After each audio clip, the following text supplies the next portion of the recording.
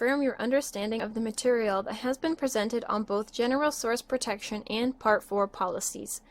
The quiz will be brief and will include a range of questions on the presentation material, including true or false, multiple choice, and problem-solving questions.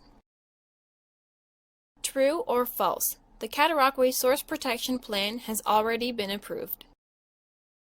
True or false? The Cataraqui Source Protection Plan becomes effective March 31, 2015. True or false? Source protection is the last step to a multi-barrier approach to protecting municipal drinking water sources from contamination or overuse. True or false? Regionally sensitive groundwater areas account for more than 90% of the entire Cataraqui Source Protection Area. True or false? In the Sydenham Intake Protection Zone, the drinking water is drawn from the Sydenham Lake. True or false? The Cataraqui Source Protection Area contains all or part of the 12 municipalities within the jurisdiction of the Cataraqui Region Conservation Authority. Part 4 of the Clean Water Act applies to A. Significant and moderate drinking water threats, B. Moderate and low drinking water threats, C. Moderate drinking water threats, or D. Significant drinking water threats. Which of these statements is incorrect? A. Water treatment removes all chemicals. B. A pollution event can ruin a water source forever. Or C. Protecting drinking water sources benefits the environment. The Cataraqui Source Protection Plan was developed by the A. Cataraqui Source Protection Planning Authority, B. Cataraqui Source Protection Committee, C. Cataraqui Source Protection Planning Committee, or D. Cataraqui Source Protection Authority. How many categories of drinking water threats were identified by the Province of Ontario? A. 21, B. 19, C. 26, or D. 22. There are three types of Part 4 policies.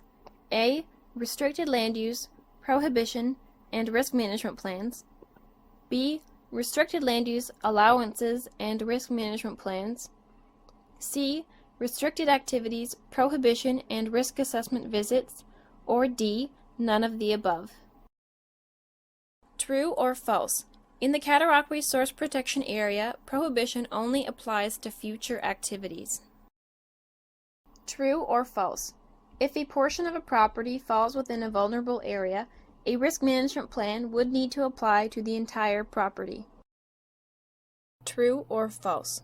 Risk management plans in the Sydenham Intake Protection Zone will only apply to the application and/or storage of agricultural source material, the use of land for livestock, the storage of hazardous waste at disposal sites. Which of the following is not a step when processing a development application or building permit? A. Check to see if the proposal is in a vulnerable area. B. Work with the proponent to fill out the restricted land use submission form. Or C. Identify the type of Part 4 policy that applies to the proposed activity. True or false? The Risk Management Inspector is responsible for ensuring compliance with Part 4 policies and risk management plan requirements. Which of the following is not part of the Risk Management Official Enforcement Powers? A. Issuing notices and orders to establish risk management plans. B. Issuing orders to require a person to grant access to their property. Or C. Prosecuting persons if they commit an offense under Part 4. True or false? Offenses under the Clean Water Act are prosecuted under the Provincial Offenses Act. True or false?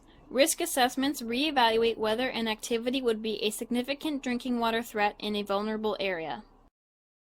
True or false? A person has a right to appeal orders from the risk management official within 30 days of receiving them.